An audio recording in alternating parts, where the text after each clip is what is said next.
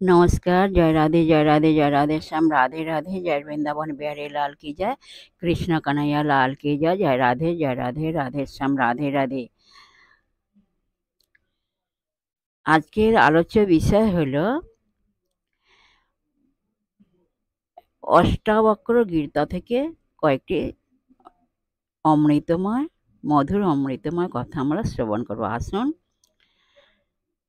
এখানে অষ্টাবক্র গুরু অষ্টাবক্র ঋষি তাঁর শিষ্য রাজর্ষি জনককে কি উপদেশ দিচ্ছেন সে কথাটা আমরা এখন শ্রবণ করব।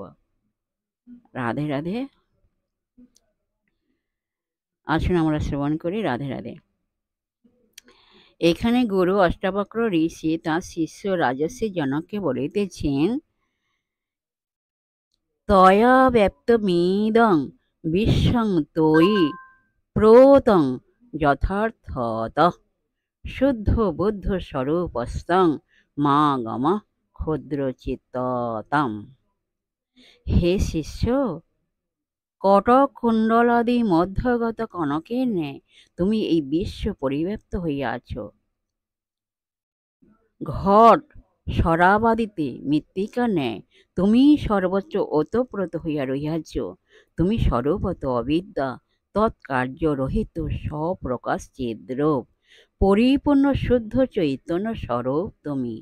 আর দিন চিত্ত হইও না, অর্থাৎ বিপরীত কল্পনার বশীভূত হইও না। পরবর্তী শ্লোক। নিরপেক্ষ নির্বিকার নির্ভর শীতলায়স অগাধ বুদ্ধি অক্ষুব্ধ ভব চিন্মাত্র বাসনা। এর মানে হলো, হে শিষ্য, তুমি বস্তুত নিরপেক্ষ অর্থাৎ সরমি রহিত, সরভাব বিকারাতীত চিৎঘন স্বরূপ, শীতল চিত্ত অথবা সদা সুখ স্বরূপ, অপরিচ্ছিন্ন চৈতন্য মূর্তি, অবিদ্যাকৃত সর্বক্ষোভ শূন্য। অতএব তুমি সর্বকর্ম পরিত্যাগ করিয়া এক স্বরূপ চৈতন্য মাত্র নিষ্ঠ হও। জয় রাধে, জয় রাধে, রাধে শ্যাম, রাধে রাধে। এই পর্যন্ত আজকে বিশ্রাম রাখলাম। সুহৃদা ভক্তগণ সকলের উদ্দেশ্যে বলছি, বিশ্বের সুহৃদা ভক্তগণ সকলের উদ্দেশ্যে বলছি, সবাই সুখে থাকবেন, শান্তিতে থাকবেন, আনন্দে জীবনযাপন করবেন, এক সেকেন্ডও নিরানন্দে থাকবেন না, সদা সর্বদাই আনন্দে সুখে শান্তিতে জীবনযাপন করবেন। আর আসুন এখন আমরা মান অভিমানী পর্ব শেষ করি, মনকে কাদা তালের মতো নরম করে, শিশুর মতো সরল করে। আসুন আমরা এখন রাধা নাম কীর্তন করি। জয় রাধে, জয় রাধে, রাধে শ্যাম, রাধে রাধে, জয় বৃন্দাবন।